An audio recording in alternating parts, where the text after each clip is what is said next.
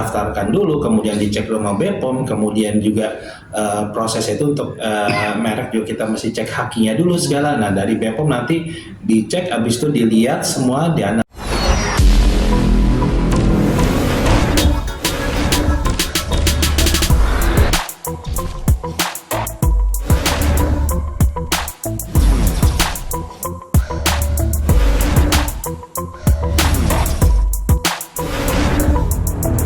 Bawang dulu ya, ada. Karena kan kebetulan emang belakangan ini, kebetulan baru-baru ini, bukan belakangan ini kan BPOM lagi merilis kosmetik, kurang lebih 34 kosmetik yang ilegal ya, dan resmi dirilis oleh BPOM. Dan ternyata jadi ramai lagi, kenapa? Karena ternyata ada salah satu dari produk yang dirilis ternyata milik salah satu pihak-pihak yang berperkara gitu. Jadi mereka yang mengklaim ternyata kosmetiknya itu aman, BPOM ternyata kok begitu dirilis oleh BPOM kok ada salah satu produk yang ternyata kok termasuk ilegal. Nah kebetulan itu di dalamnya deshydroquinone, asam retinoat, sama mometasone, itu steroid. Nah itu sebenarnya kan krim itu ada krim label biru. Label biru itu krim yang hanya boleh dijual dengan resep dokter dan dengan pengawasan dokter. Jadi nggak bisa dijual bebas seperti itu gitu kan. Nah itu sekarang kan BPOM udah resmi menyatakan kalau misalnya untuk krim-krim tertentu, kalau misalnya krim-krim yang emang meragukan atau kita ingin jelas krimnya itu seperti apa, itu kan bisa langsung kita tanyakan ke BPOM, atau kita melihat melalui website BPOM, atau kita tinggal mengecek dengan memasukkan nomor registrasi, kemudian kita cek jenis produknya apa, nanti itu akan keluar tuh di situs resmi BPOM. Jadi apakah dia aman, emang nomornya asli atau benar atau tidak, atau misalnya emang ternyata itu nomornya bermasalah. Nah jadi sebenarnya untuk polemik ini jelas-jelas kalau misalnya ada pihak yang berwenang, yang berkompeten dan berwenang di bidangnya, yaitu adalah BPOM. Nah kalau BPOM udah merilis, ya mau nggak mau kita harus menerima. Ternyata mau diklaim salah satu pihak barang itu aman segala, tapi yang kita jadian acuan kan BPOM. Jadi kalau BPOM udah bilang itu ilegal dan tidak aman, ya itu berarti yang harus kita terima yaitu pengumuman dari BPOM, pihak yang emang berwenang di bidangnya ya emang cuma BPOM aja. Tapi untuk permasalahan skincare yang tidak tidak ada logo BPOM-nya atau segala macam, sehingga dia mengaku atau melempelkan label BPOM-nya itu sendiri, seperti apa sih dok? Nah, jelas itu melanggar aturan, nggak bisa. Karena kan gini, untuk kita mendapatkan nomor registrasi BPOM itu kan nggak langsung tiba-tiba kita daftarin kita dapat, enggak. Karena kan itu perlu proses yang lumayan lama ya. Jadi kita daftarkan dulu, kemudian dicek dulu sama BPOM, kemudian juga proses itu untuk merek juga kita mesti cek hakinya dulu segala. Nah dari BPOM nanti dicek, habis itu dilihat semua, dianalisa isinya apa aja. Kalau emang aman baru kita mendapatkan nomor BPOM-nya. Nah tapi kalau misalnya nggak dapat, langsung ditempelin, ya itu kan otomatis udah pasti aturan BPOM itu disalahgunakan itu, atau dilanggar, bukan disalahgunakan ya, aturan BPOM dilanggar, dan itu otomatis akan bermasalah dan sekarang tetap bisa dihukum. Apalagi kalau misalnya ternyata begitu si konsumen, si pasien memakai produk tersebut kemudian bermasalah, diadukan ke pihak yang berwajib, ya itu bisa kena karena kan tidak resmi ada nomor BPOM-nya gitu. Dok, berarti seberapa butuh waktu lama nggak sih untuk mendapatkan nomor yang itu? Iya, jadi susahnya dalam setahun atau gimana? Ada jangka waktu? Ada jangka waktunya. Jadi untuk mendapatkan nomor BPOM itu kan kadang-kadang dilihat dari antriannya juga ya kan, banyak yang mengajukan itu. Nah biasanya itu paling cepat, setahu saya itu pengalaman tuh paling cepat 3 bulan. Tapi kadang-kadang 3 bulan bisa sampai setahun juga kadang-kadang. Bahkan ada beberapa kasus yang lama itu bisa sampai di atas 1 tahun gitu. Nah jadi nggak ujuk-ujuk dapat nomor BPOM itu nggak bisa langsung dapat gitu. Nah kalau apalagi yang ditempel, otomatis itu kan enggak, karena gampang ngeceknya gini aja, begitu ada skincare terus habis itu nomor BPOM yang meragukan, cek aja di website BPOM yang ketahuan tuh.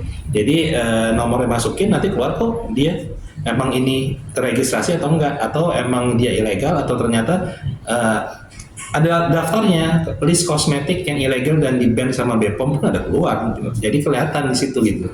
Kalau nggak ada ya jangan dibeli, berarti itu palsu atau ilegal gitu aja gitu. Berarti bisa dibilang merugikan masyarakat dan juga ibaratnya menipu, ibaratnya nggak menipu, ibaratnya BPOM sendiri aja itu dilanggar gitu ya. Jadi Ada juga, gini, kan biasanya kosmetik skincare yang ilegal itu kan dia yang yang melanggar aturan BPOM ya. Nah, jelas aturan BPOM itu udah jelas. Kayak misalnya ada bahan-bahan tertentu yang hanya boleh dipakai dengan pengawasan dokter dengan resep dokter.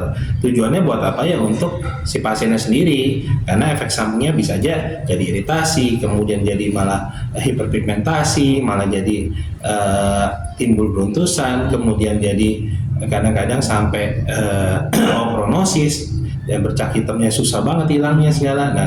Nah, jadi itu tujuannya untuk melindungi si pasien sendiri, si O sendiri atau konsumen, makanya BPOM ngeluarin aturan itu. Nah, kalau bisa dilanggar otomatis akan merugikan si pihak konsumen sendiri gitu kan.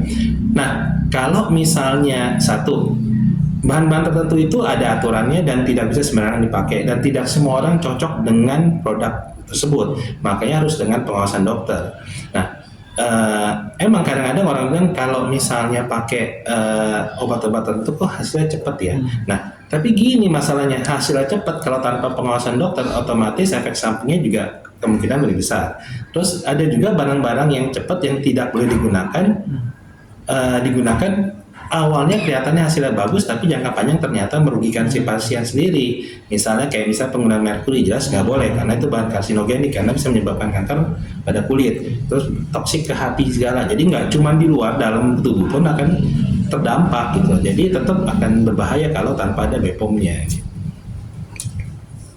Dok, soal temuan BPOM dok yang dari sebut saja Glavizia Glowing Booster Cell itu tidak terdaftar di BPOM, itu menangani sikap ini seperti apa sih dok? Jadi gimana? Dari produknya Glavizia itu produknya Reza Gladys dong, tapi dari pihak Reza Gladys mengatakan bahwa produk itu udah lama nggak dijual, sedangkan track record dari Story NM sendiri dia masih menjual di tahun 2023. Iya, tahun lalu. Oke. Nah, iya, Jadi gimana, gini, Dok? kan itu kan di BPOM itu kan ada badan-badan yang mengurusi pengawasan untuk kosmetik skincare sendiri kan ya. Nah, jadi itu biasanya kadang-kadang kan begitu ternyata dia ilegal ditarik oleh BPOM, di ban otomatis itu semua produk nggak boleh dijual lagi, pasti ditarik tuh, nggak boleh enggak kan. Nah, tapi kan kadang-kadang banyak yang bilang tapi udah saya tarik, tapi kok di sosmed masih ada yang menjual di gitu kan. e-commerce. Banyak yang mengatakan loh, tapi bukan saya yang jual, itu pihak lain yang menjual. Atau juga ada yang bilang oh tapi bukan barang kita, itu barang orang lain. Atau dia bilang sebenarnya bukan barang kita, barang saya dipalsu sama orang lain. Banyak lah gitu ya. Nah, dari situ kan jelas tadi pihak yang berwenang itu kan BPOM. Dari BPOM itu kan tinggal punya divisi sendiri yang akan melakukan pengawasan, kemudian dia akan melakukan pengawasan penyelidikan, dan kemudian kalau emang ditemukan pasti akan ditarik lagi oleh BPOM dan akan diberikan sanksi, biasanya teguran, kemudian kalau emang perlu sampai biasanya dipanggil, kemudian diberikan sanksi. Selain teguran itu bisa sanksi yang lebih berat kalau misalnya emang ternyata sampai menimbulkan korban atau menimbulkan kayak efek sampingnya aduan dari pihak tertentu gitu. Jadi tetap walaupun dia bilang sudah ditarik tapi masih ada yang menjual, mau nggak mau emang kita mesti yang berwenang itu pihaknya BPOM. Biasa BPOM itu biasa berkoordinasi tuh, nggak cuma sendiri, BPOM, Dinas Kesehatan, nanti biasanya ada pihak kepolisian juga gitu. Dok, terkait ini juga dok, katanya 16 produk yang sudah dilarang oleh BPOM itu kan termasuk produk kosmetik yang digunakan atau diaplikasikan yang menggunakan jarum ataupun microneedle. Itu seperti apa sih dok? Sehingga bantahan-bantahan kemarin itu bilang bahwa itu tidak ada BPOM atau segala macam. Oh, jadi gini, setiap negara itu punya peraturan sendiri-sendiri. Jadi beberapa mengatakan, beberapa teman sejawatnya menyatakan kalau misalnya tapi di negara lain boleh, di Korea boleh, di negara Western boleh segala ya.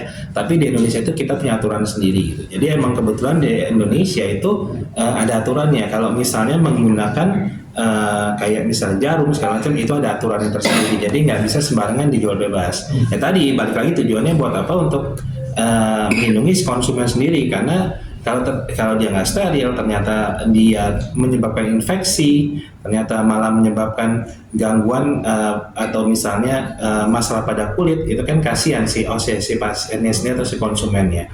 Nah, jadi emang di Indonesia itu untuk yang topikal itu kan berarti dioles. Nah, kalau misalnya topikal itu diolesan, biasanya itu emang aturannya jelas. Nah, kalau menggunakan jarum itu kan udah ada aturannya sendiri dan itu nggak bisa dijual bebas. Dan itu hanya boleh dengan pengawasan dokter atau dokter yang meresepkan. Dan itu pun pengerjaannya atau melakukan tindakan itu harus dokter yang berkompeten di bidangnya, nggak bisa sembarangan gitu. Dok, itu ada ininya nggak sih, resiko nggak sih terhadap kesehatan jika itu tidak dilakukan oleh tenaga medis tapi dijualbelikan bebas, itu seperti apa? Oh iya, karena kan tadi salah satunya itu kan membuat luka ya, membuat luka otomatis tadi kalau tidak steril, resikonya infeksi besar. Terus kemudian kan banyak sekarang penyakit yang disebabkan oleh basicnya itu pertukaran sel. Pertukaran sel itu kayak misalnya kalau jarumnya ternyata nggak steril, habis digunakan orang lain kemudian dipakai di karena orang nggak tahu ya. Jadi satu orang menggunakan alat yang sama kemudian diganti-ganti, itu kan berbahaya karena bisa hepatitis, kemudian misalnya HIV, segala itu kan bisa dari situ penularannya.